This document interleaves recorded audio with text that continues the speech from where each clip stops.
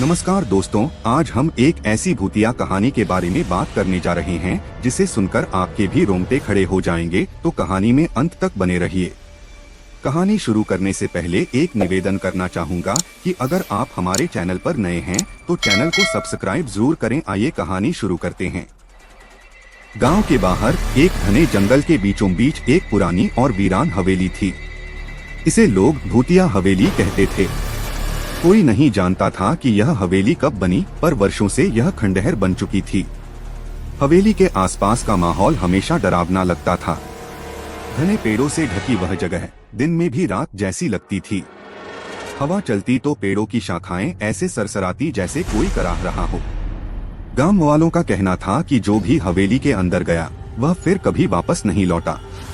कुछ ने वहां रोने की आवाजें सुनी थीं, तो कुछ ने किसी अदृश्य शक्ति को महसूस किया था। लेकिन इन सब के बावजूद एक युवा पत्रकार आदित्य इस रहस्य को उजागर करना चाहता था। आदित्य शहर से गांव में आया था।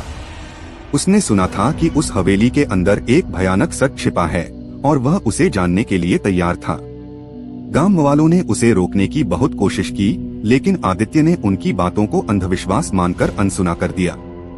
आदित्य ने अपनी टॉर्च और कैमरा लिया और एक चांदनी रात में हवेली की ओर निकल पड़ा। हवेली तक पहुंचने वाला रास्ता सुनसान था। हर कदम के साथ उसे ऐसा लगता था जैसे कोई उसके पीछे चल रहा हो, पर जब वह मुड़कर देखता तो सिर्फ अंधेरा होता। जब वह हवेली के पास पहुंचा तो उसकी सांसें थम गईं। हवेली बहुत ही डरावनी दिख रही थी। टूटी हुई खिड़कियां, दीवारों पर लगी काई और जंग लगे लोहे के गेट ने उस जगह को और डरावना बना दिया था। जैसे ही उसने गेट खोला, एक जोरदार आवाज हुई, मानो किसी ने चिल्लाकर उसका स्वागत किया हो। हवेली के अंदर घुसते ही ठंडी हवा का झोंका आदित्य के चेहरे से टकराया। वहां इतनी ठंड थी कि उसके शरीर में सिहरन दौड़ गई। उसने टॉर्च जलाकर इधर उधर देखा। हर जगह जाले थे और फर्श पर धूल जमी थी। दीवारों पर पुराने पेंटिंग्स लटकी थीं, जिनमें से कुछ के चेहरे इतने डरावने थे कि देखने से ही रोंगटे खड़े हो जाएं।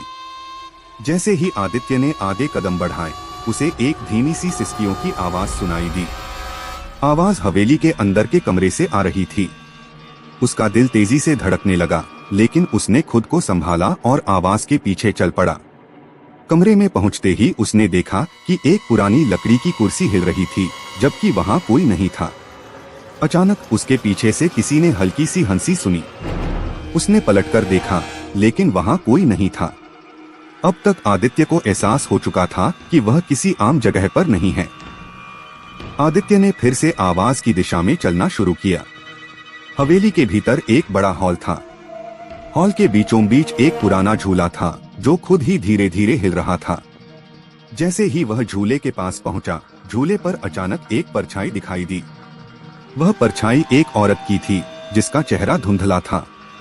उसने सफेद साड़ी पहन रखी थी और उसके बाल बेतरतीब तरीके से बिखरे हुए थे। उसकी आंखें आदित्य पर जमी हुई थीं। आदित्य के हाथ से टॉर्च गिर गई। तुम यहाँ क्यों आए हो? एक गहरी और डरावनी आवाज ने आदित्य को जकड़ लिया। वह कुछ कह पाता उससे पहले वह औरत हवा में गायब हो गई।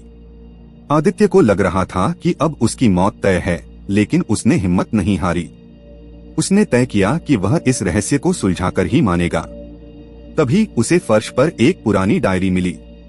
डायरी में लिखा था कि यह हवेली एक जमींदार की थी जिसने अपनी पत्नी को जिंदा दीवार में चुनवा दिया था। वह औरत उस अन्याय के बदले की आग में आज भी भटक रही थी। डायरी पढ़ते ही हवेली में तेज हवाएं चलने लगीं। चारों ओर से चीखें गूंजने लगीं। आदित्य को ऐसा लग रहा था कि उसकी आत्मा शरीर छोड़ने वाली है। आदित्य ने अपनी जान बचाने के लिए दौड़ लगा दी। उसने देखा कि दरवाजे खुद ब खुद बंद हो रहे हैं। वह जैसे तैसे मुख्य दरवाजे तक पहुंचा, लेकिन दरवाजा बंद हो चुका था। पीछे से ठहाकों और सिसकियों की आवाजें लगातार तेज हो रही थीं। उसने हिम्मत करके दरवाजा जोर से धक्का दिया और अचानक दरवाजा खुल गया। वह बाहर भागा और बिना रुके गांव पहुंचा।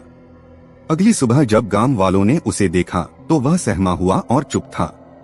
उसने किसी को भी हवेली के अंदर की घटना के बारे में कुछ नहीं बताया। लेकिन लोग कहते हैं कि उस रात से आदित्य के बाल सफेद हो गए थे और वह हर समय डर में जीता था। उस दिन के बाद आदित्य ने कभी किसी भूतिया जगह का नाम नहीं लिया। लेकिन उस हवेली का रहस्य आज भी अनसुलझा है और लोग कहते हैं कि उस जगह अब भी किसी औरत की चीखें गूंजती हैं।